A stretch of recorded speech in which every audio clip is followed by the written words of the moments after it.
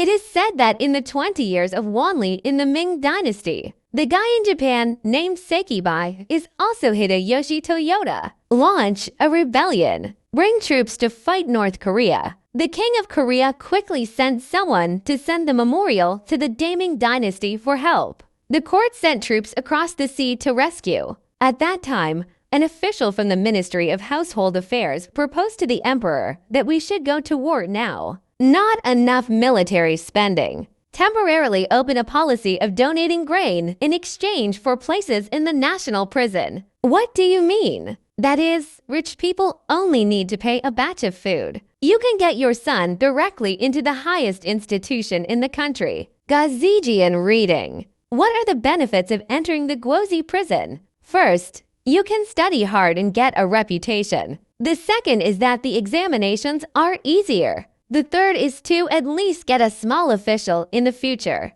So those second-generation officials. The second generation of rich people are not willing to honestly test their talents. Spend it all to be a student through the back door. Since the opening, Gazijian in Nanjing and Beijing, the number of students suddenly increased by more than 1,000. These people. There is a man named Li Jia. The words stem first. My hometown is Xiaoxing Mansion, Zhejiang. His father was the local emissary, equivalent to the governor. He gave birth to 3 sons, and Li Jia is the eldest. He has been studying in the school since he was a child, but I have never been admitted to Jurin. So he spent money and went to prison. Entered the Gazijian in Beijing. During my studies in Beijing, he is with a fellow who is also studying in Gazijian. Liu Yuchen went to visit the teaching workshop together, the official high-end entertainment venue of the time. Met a courtesan there. This prostitute's surname is Du, and her name is Du. She ranked 10th at home, and everyone in the courtyard called her Du Xinyan. She is so beautiful. The whole body is elegant and gorgeous, and the whole body is full of fragrance. The 2 eyebrows are as green as distant mountains, a pair of eyes as bright and clear as autumn water, face like lotus petals, alive. It was Zhuo Wenjin who eloped with Sima Xiangru back then. Lips are as red as cherries. Not at all. Fan Secha, who can sing in Baijui's house. What a pity. Such a flawless piece of jade. It fell into the fireworks alley. Du Xinyan started receiving guests at the age of 13 and is now 19. After 7 years, I don't know how many princes and grandsons have fallen for her. The amount of money spent on her is uncountable.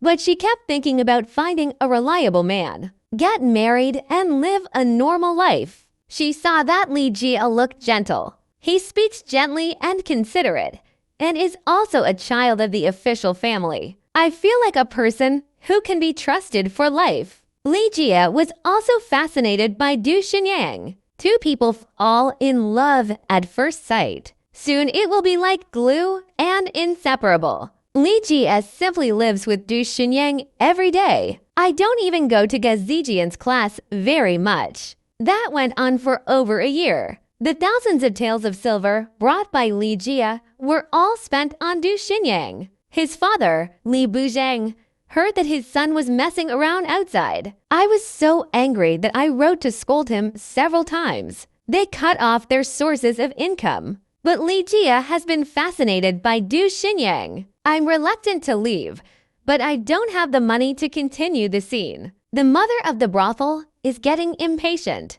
I tried to chase Li Jia away several times, but Du Xinyan protected him every time. The prostitute thought to himself that Li Jia's money had also been drained. It's useless to keep it.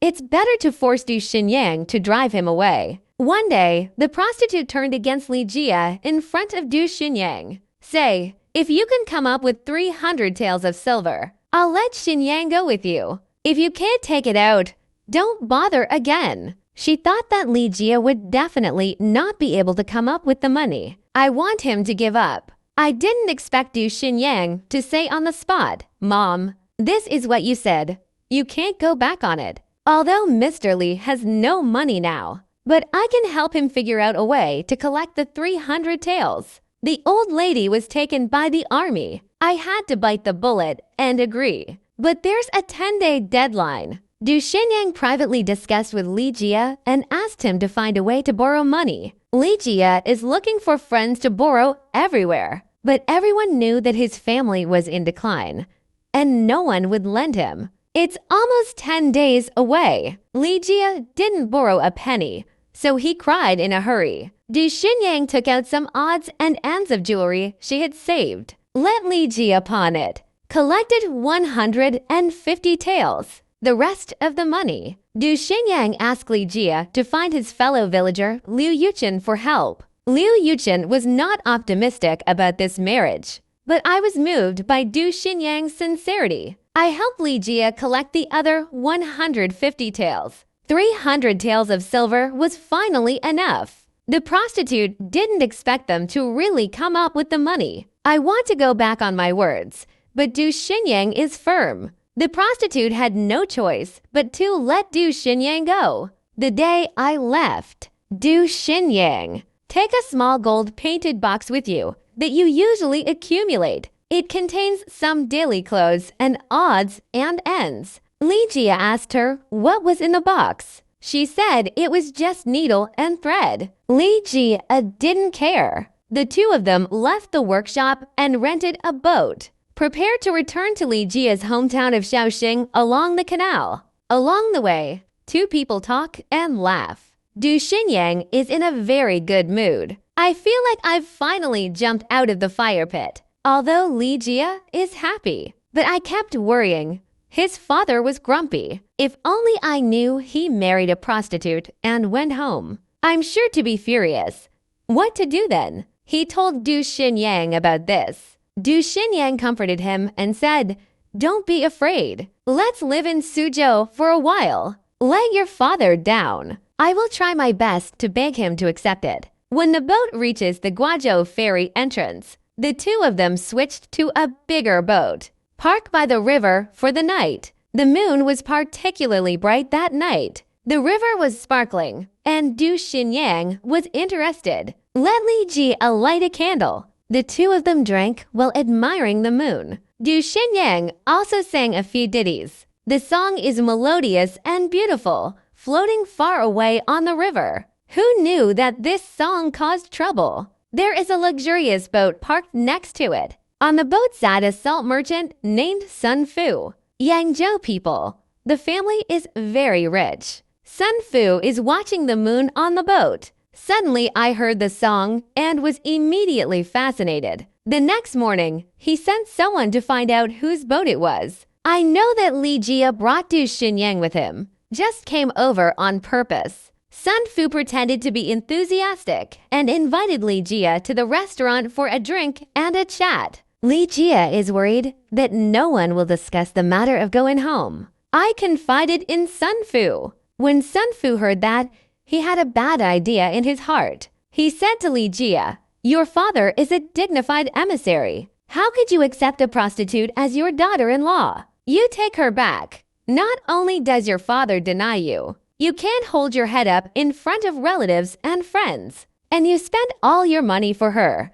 How will you live in the future? In my opinion, why don't you sell her to me and I'll give you 1,000 taels of silver. You take the money home and say it was earned from doing business outside. Your father must be happy. You marry another girl from a decent family. Wouldn't it be the best of both worlds?" Li Jie was originally a person without opinion. After being said by Sun Fu, he was actually tempted. He hesitated for a long time, but finally agreed. Back on the boat, Li Jie's face was ugly. Du Xinyang asked him what was wrong. He hesitated to say what Sun Fu said. After listening to Du Xinyang, she was first stunned, then sneered. "Say, it turns out that I am only worth 1,000 taels of silver in your eyes. Well, now that you've decided, then let Sun Fu bring the silver over tomorrow." Li Jie thought Du Xinyang agreed. I felt a little guilty in my heart,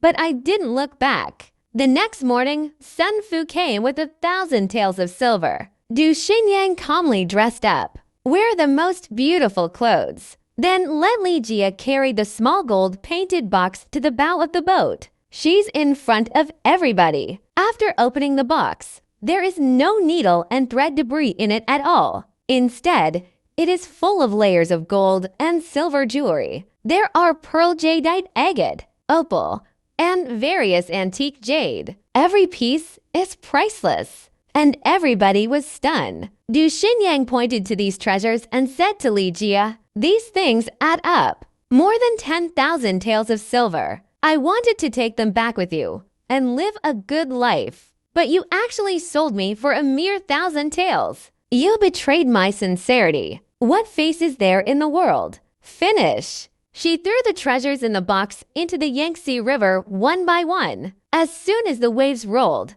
the treasures sank to the bottom of the river. Li Jia was both regretful and ashamed, hugging Du Xingyang and crying, trying to stop her. Du Xingyang pushed him away. "Take that empty box and jump." Jumped into the rolling Yangtze River. It's too late for the people around to save. The river soon swallowed her up. Li Jia knelt on the bow of the boat and cried. Sun Fu was also stunned. Later, Li Jia returned home and soon went crazy. Crazy all day. Sun Fu didn't end well either. Not long after, he got a serious illness and died. This is the story of Du Xingyang's angry treasure box. Later generations mentioned this matter. I don't feel sorry for Du Xingyang. There is no one who does not scold Li Jia and Sun Fu.